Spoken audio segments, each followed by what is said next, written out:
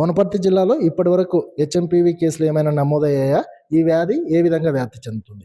ఇంతవరకు హెచ్ఎంపీవీ నిర్ధారణ కాలేదండి. ఇంతవరకు రాలేదు మన దేశంలో కూడా. అయితే ఇంతకుముందు ఉన్న హెచ్ఎంపీవీ వైరస్, ఇది వైరస్ వల్ల న్యూమోనియా వస్తుంది. ఆ న్యూమోనియా మెటా న్యూమోనియా వ్యాధి లక్షణాలు మనకు అందరికీ తెలిసే. సర్ది, దగ్గు, తుంపెర రూపంలో రావడానికి ఆస్కారం ఉంటుంది. ఇప్పటివరకు కూడా ఒక కేసు కూడా మన జిల్లాలో నమోదు కాలేదు.